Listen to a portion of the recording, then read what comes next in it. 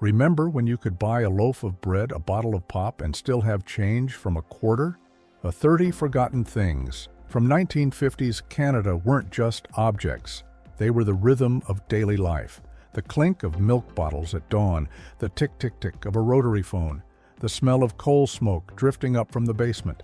Picture this: a kitchen drawer holding green Canadian Tire money, a glass bottle with a cardboard cap, a Dominion grocery flyer with prices in cents, and a faded photo of the family car parked under a TV antenna. These weren't museum pieces back then. They were Tuesday. They were normal. So why did they vanish? Let's open that drawer and find out. Dominion supermarkets. Walk into any big city in the 50s, and you'd see that neon Dominion sign glowing on the corner. For decades, Dominion was the grocery chain, clean aisles, house brands you trusted, the place your mom sent you with a list and a $5 bill. Dominion understood cities. They built stores where streetcars stopped and apartments clustered.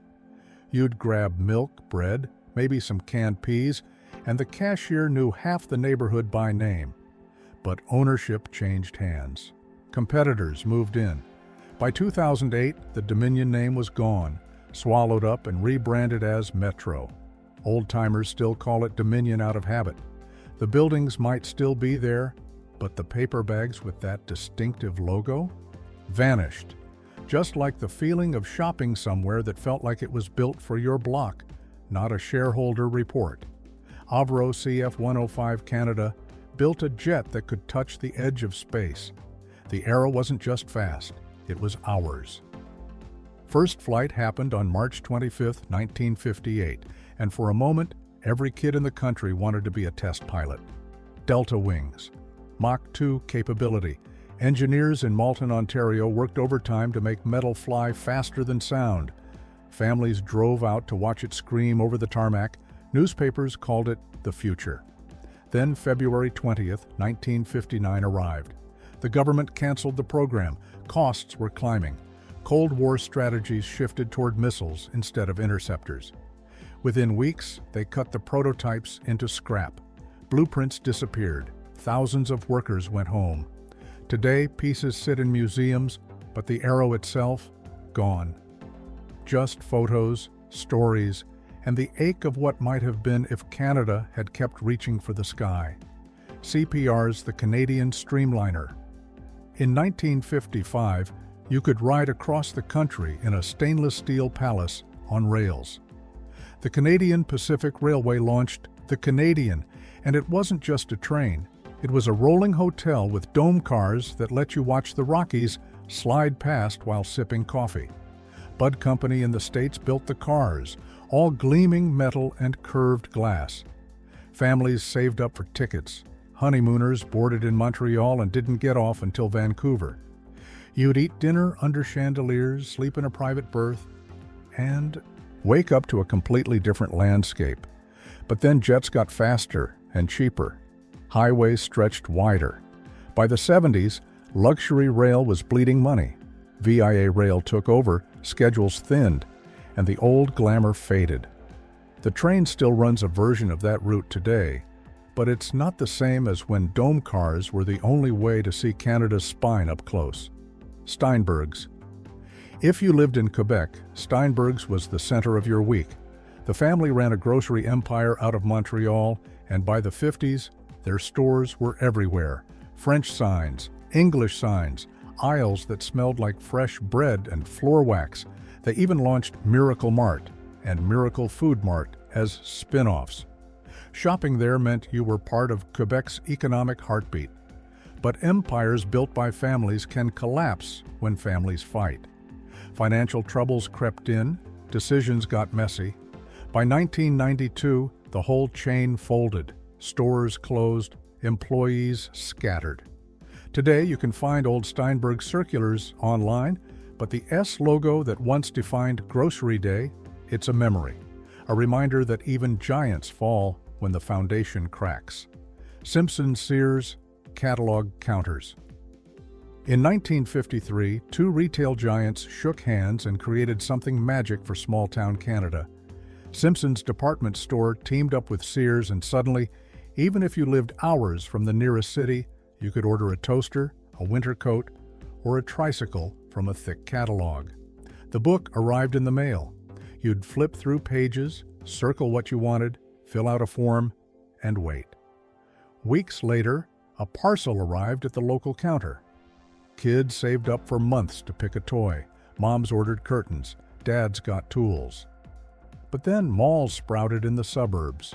Highways made city shopping easy. Eventually, the internet made catalogs obsolete. By the time Sears Canada collapsed in 2017, the catalog counter was already a ghost. Just a memory of when anticipation came in a brown paper package. Kresge 5 and dime lunch counters downtown on a Saturday meant one thing: Kresge's. You'd walk in past shelves of dish towels and penny candy straight to the lunch counter at the back.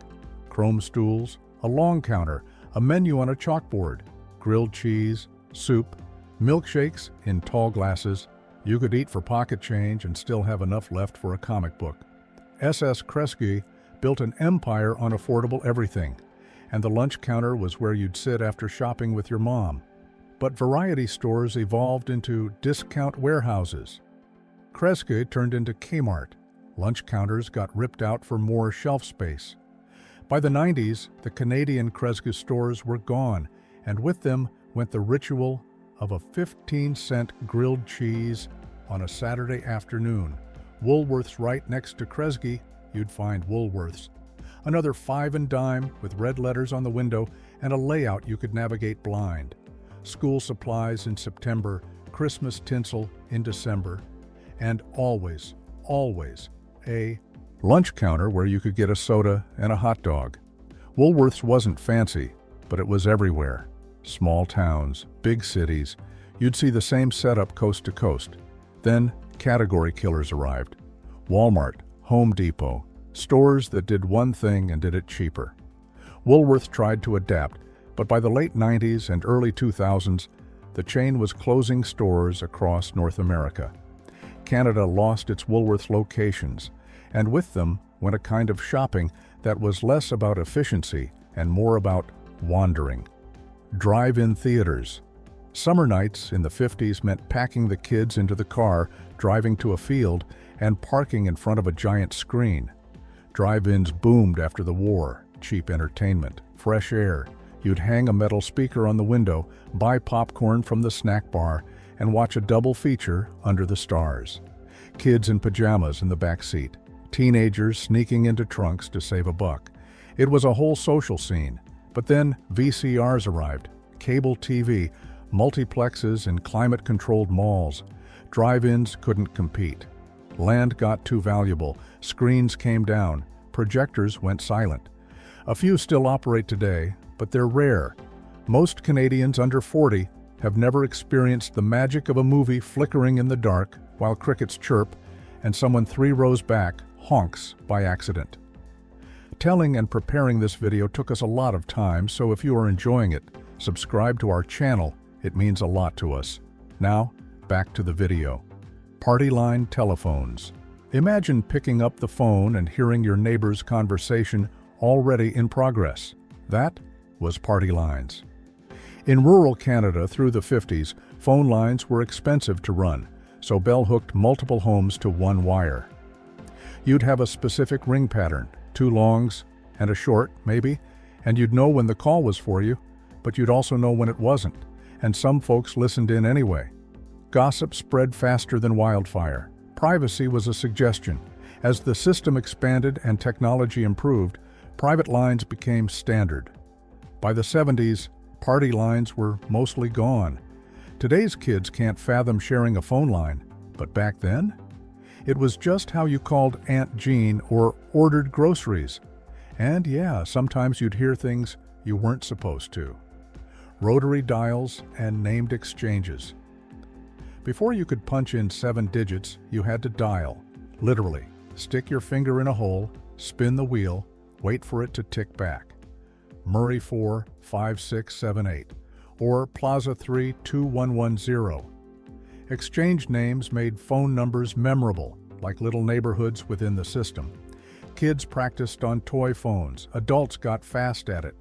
Then touch tone arrived in the 60s and 70s. Buttons replaced wheels. All-number dialing replaced names. Area codes expanded. The old rotary phones ended up in basements and antique stores.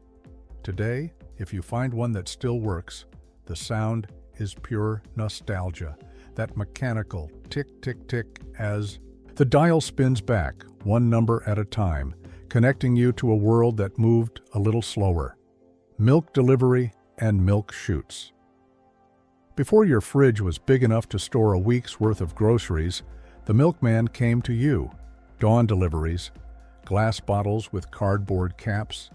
In older homes, you'd even have a milk chute, a little metal door built into the wall where the milkman could leave bottles without knocking. You'd wake up, open the chute, and there it was, cold, fresh. Sometimes frozen solid in January, with cream pushed up through the cap like a tiny glacier. Kids remember the clink of glass, the rattle of crates, the horses some dairies still used into the early 50s. But supermarkets got bigger. Home refrigerators got better. Routes became unprofitable. One by one, dairies stopped delivering. The chutes got painted over or sealed shut. Today, a few boutique dairies offer delivery again, but it's not the same as waking up to that daily clink at 6 a.m. Local pop in returnable glass. Every region had its own soda. In Ottawa, it was pure spring. Bold flavors you couldn't find anywhere else. Minted grape, anyone? Bottles came in wooden crates. You paid a deposit.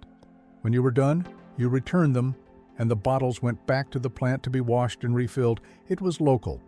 It was sustainable before that word meant anything, and it tasted like summer. But then national brands consolidated. Coca-Cola and Pepsi bought up smaller bottlers or drove them out. Plants closed. Unique flavors disappeared. Bottles went from returnable glass to disposable plastic. Today, craft soda tries to recapture that magic, but it's expensive and niche. The era of a rainbow of glass bottles sitting in a crate on your back porch? Gone. Just memories and the occasional vintage bottle in an antique shop. Soda fountains in drugstores. Walk into a drugstore in the 50s, past the aspirin and cough syrup, and you'd find a soda fountain. Marble counter, chrome spigots, a soda jerk in a paper hat, mixing phosphates and cherry cokes. Teenagers claimed the red vinyl stools after school. It wasn't just about the drink, it was about having a place to be, cheap, social, sweet. But fast food chains moved in. McDonald's, A&W. They offered speed and consistency. Drugstores focused on prescriptions and cosmetics. Fountains took up valuable square footage. One by one, they vanished. Today, a few retro diners recreate the vibe, but the original corner drugstore soda fountain, where you could get a Coke float and a Band-Aid in the same trip, is mostly gone. Just a sticky memory of simpler times. Wringer washers and clotheslines laundry day was an event. You'd fill a tub washer with hot water, add soap, agitate the load, then feed each piece through a wringer, two rollers that squeezed out the water. Get your hand too close, and you'd know it. Then everything went outside on the line. Sheets snapping in the wind, towels stiff as cardboard by afternoon. The whole neighborhood could see what you washed. Automatic washers started appearing in the 50s, and by the 60s they were common. Dryers followed. Suddenly, laundry was indoor, private, and fast. Some towns even banned clotheslines for looking unsightly. Today, a few folks still line dry for the environment or the smell of sun-dried sheets. But the old wringer washer? That's a museum piece, a reminder that convenience costs something, maybe just the smell of fresh air in your towels. Coal trucks and basement chutes. Heat in the 50s often meant coal. A truck would pull up, and a guy in coveralls would haul a chute to your basement window. Coal would rumble down into a bin. You'd shovel it into the furnace as needed. It was cheap. It was dirty. Basements smelled like dust and sulfur. Kids weren't allowed near the furnace room. But oil heat arrived and cleaned things up. Then natural gas made heating even easier. No shoveling, no deliveries, just a thermostat. Coal chutes got sealed, furnaces got ripped out. Today, in older neighborhoods, you can still see those little iron doors low on a foundation wall. They don't open anymore. Just ghosts of a heating system that kept Canadian winters bearable before anyone cared about clean air or carbon footprints. The Canadian Red Ensign. Before the maple leaf, Canada flew the Red Ensign. Union Jack in the corner, Canadian coat of arms on a red field. It flew on schools, Legion halls, and ships through the 50s. Veterans knew it. Kids saluted it. It was the flag of Canada for generations. But by the 60s, the country wanted something distinct, something that wasn't half British. On February 15, 1965, the maple leaf flag went up on Parliament Hill. The ensign came down. Some folks were thrilled. Others felt a piece of history was being erased. Today, the Red Ensign shows up at heritage events and remembrance ceremonies. It's a reminder that national symbols change, and not everyone moves on at the same speed. The maple leaf won, but the ensign still tugs at older hearts. Hockey night in Canada. Early TV era, Saturday night. 1952. Hockey jumps from radio to television, and the country changes. Foster Hewitt's voice, black and white footage, Esso ads. Families crowded around one TV set, sometimes the only one on the block. You'd watch the Maple Leafs battle the Habs, and Monday morning everyone talked about the same game. It wasn't just entertainment, it was a national ritual. Over the decades, more teams joined. Color arrived, cable split audiences, rights deals shuffled networks. But that Saturday night heartbeat, it's still there. Hockey night in Canada adapted, survived, and thrived. The 50s version, grainy, shared, communal, is gone. But the tradition it started is one of the few things on this list that didn't vanish. It just evolved. TV arrives September 6, 1952. Montreal's CBFT goes live, Canada's first TV station. 2 days later, Toronto's CBLT follows. Suddenly, families are installing antennas on roofs and gathering in living rooms to watch. Programming was limited. Sign-offs at midnight, test patterns. The national anthem before the screen went dark. But it was magic. News, kids' shows, hockey. TV changed how Canadians spent evenings. It changed what they talked about. It changed what they bought. By the 60s, nearly every home had a set. Today we stream on phones and skip ads and watch whenever. The idea of waiting for a show to start, of everyone seeing the same thing at the same time, that's a 50s concept. TV didn't vanish. But the way we first experienced it, the wonder, the scarcity, the shared schedule, did. The Friendly Giant, Look Up, Look Way Up, 1958. CBC debuts The Friendly Giant, and a generation of kids learns gentleness from a guy in a castle and his friends Rusty the Rooster and Jerome the Giraffe. 2 tiny chairs, one for you, one for a friend. Quiet stories, soft music, no yelling, no frenzy, just kindness. It ran until 1985, which means it touched multiple generations, but tastes changed. Faster shows, brighter colors, louder characters. The Friendly Giant ended, and nothing quite replaced it. Today, parents show old clips to their kids on YouTube, trying to share that calm. It works, sort of, but the ritual of sitting down at the same time every week to look way up? That's gone. Kindness remains. The giant is just a memory now. Eaton's Santa Claus parade every November, Toronto's streets filled with giant floats, marching bands, and Santa waving from the final float. Eaton's department store built it and televised it starting in 1952. It kicked off Christmas. Families bundled up or watched on TV. Store windows downtown lit up with animated scenes. The Eaton's catalog arrived in mailboxes, thick as a phone book. It was all connected: parade, windows, catalog, store. But Eaton's hit financial trouble. They ended parade sponsorship in 1982. The parade survived under new sponsors, and it still runs today.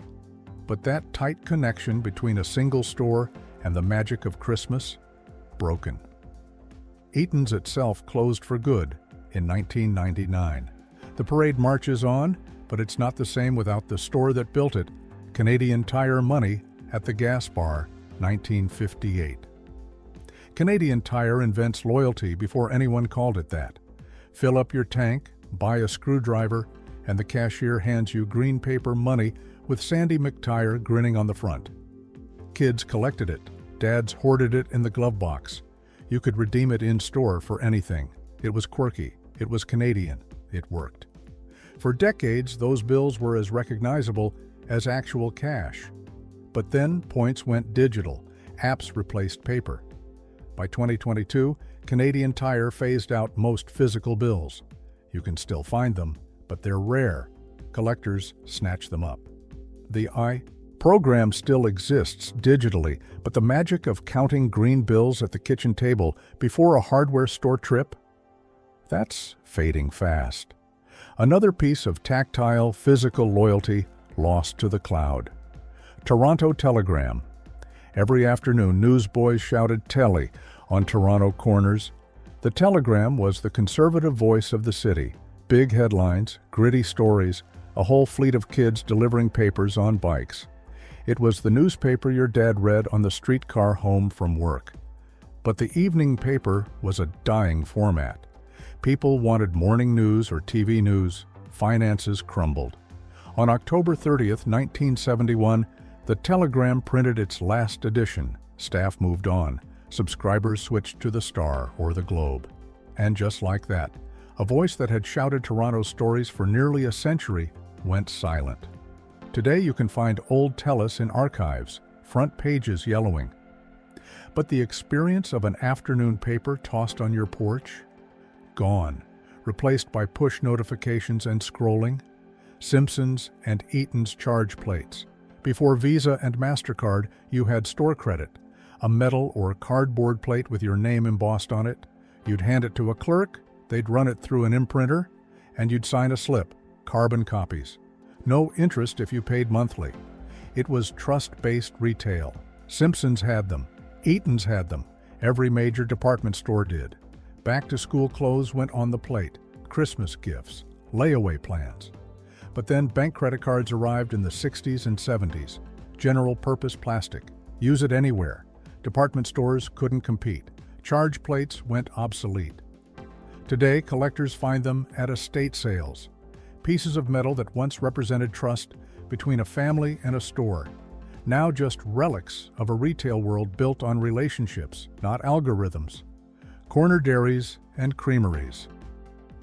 Every neighborhood had one, a little shop with a bell over the door, milk, butter, bread, ice cream in the summer. You'd walk there with empty bottles and a nickel deposit. The owner knew your name, your parents' names, sometimes your grandparents'. It wasn't about efficiency, it was about community. But supermarkets got bigger and cheaper. Fridges got larger. Zoning changed. Residential areas couldn't support commercial storefronts the same way. One by one, corner dairies closed. Buildings got converted to houses or torn down. Today, a few gentrified neighborhoods have artisan markets trying to recapture the vibe, but they're expensive and curated. The old corner dairy, the one where you'd run in barefoot for a popsicle and the owner would just mark it down in a ledger, is gone. School assemblies under the Red Ensign Monday morning. School gym. Rows of kids standing for "God Save the Queen" and "Oh Canada" while the Red Ensign hung at the front. That was school in the 50s and early 60s, the flag your parents knew, the flag veterans brought home from the war. Then 1965 happened, and the maple leaf went up. New textbooks, new posters, new flag. Some teachers missed the old one, some kids didn't care, but it marked a generational shift. Today, anyone under 60 grew up with the maple leaf and can't imagine anything else. The ensign is a history lesson, a museum piece, a reminder that even the symbols we salute aren't permanent. They change when the country decides it's time to look different. 5 and dime photo counters. Before phones had cameras, you had film. little canisters you loaded into a camera, shot 24 or 36 frames, then dropped off at the 5 and dime. A week later, you'd pick up a paper envelope full of prints, baby pictures, birthday parties, vacations. Every photo was a commitment. You couldn't see it until it was developed, and you couldn't delete the bad ones. Some stores had portrait booths. Sit on a stool, smile at the bulb, and a week later, your face came back in a cardboard folder. It was slow. It was physical. Then 1-hour labs arrived in the 80s, digital cameras in the 90s. Smartphones killed film for good. Today, we take 1,000 pictures a month and look at none of them. The photo counter at the 5 and dime, where anticipation lived for a whole week, is just a memory. Stainless trays in cafeterias at the Bay, and Eaton's shopping downtown meant lunch at the department store cafeteria. You'd grab a tray, slide it along a rail, pick a sandwich or a Jell-O parfait, pay the cashier, and find a table by the window. It was a treat, not fancy but special. Affordable enough that a mom could take 2 kids and not panic about the bill. The Bay had one, Eaton's had one, Simpsons too, but then food courts arrived in suburban malls. Fast food chains offered speed. Department stores decided cafeteria space could be better used selling clothes or electronics. One by one, they closed. Today, a few stores still have small cafes, but the big, bustling cafeteria with numbered tickets and stainless trays? Gone. Replaced by grab-and-go counters and the expectation that you'll eat somewhere else. Neighborhood rinks, built by Dad's winter in the 50s, meant flooding the backyard or the schoolyard and building a rink. Dads hauled hoses and plywood, kids scraped the ice with shovels. You'd play until your toes went numb, then go inside for hot chocolate and do it again. No fees, no schedules. Just hockey until dark. But cities grew. Liability concerns rose. Indoor arenas offered ice all season. Organized leagues took over. And in some regions, winters got warmer. Flooding a rink in December didn't guarantee ice in January anymore. Backyard rinks still exist, but they're rarer. The communal outdoor rink where half the block showed up with sticks? Mostly gone. Replaced by booked ice time and registration fees and parents in bleachers. Monarch and Meteor, Canada-only car badges. In the 50s, Ford of Canada sold cars with names you couldn't buy in the States. Monarch was a Mercury-based line. Meteor was Ford-based. Different badges, different trim. Canadian exclusive nameplates designed for a unique dealer network. Small towns had a Meteor Lincoln dealer, not a Ford dealer. It mattered. It was local. But then the auto industry standardized. Building separate Canadian models cost too much. By the 60s and 70s, Ford phased out Monarch and Meteor. Badges disappeared. Dealers rebranded. Today, car enthusiasts collect them, restore them, show them at meets. But the days when you could tell someone was driving a real Canadian car by the chrome script on the trunk? Those days ended when the border between Detroit and Windsor stopped meaning something on an assembly line. Dominion Day, July 1st. Parades, picnics, fireworks. But nobody called it Canada Day back then. It was Dominion Day, and that name had been official since Confederation. Newspapers advertised Dominion Day sales. Bunting hung on porches. The name carried a British echo, which was fine in the 50s. Canada was still finding its own voice. But by the 80s, the name felt outdated. Parliament changed it to Canada Day in 1982, just in time for the patriation of the Constitution. Older folks kept saying Dominion Day out of habit for years. Some still do. But for anyone under 50, it's always been Canada Day. The holiday didn't vanish, the name did. And with it, a little piece of the country's colonial past slipped away, replaced by something that sounded more like us. If this trip down memory lane brought back some feelings, hit that like button. It helps us keep these stories alive. Subscribe so you never miss when we dig up another piece of Canada's past. Got a parent or grandparent who'd love this? Share it with them and tell us in the comments. Which of these 30 do you miss most? We read every single one. Thanks for watching, and we'll see you in the next one.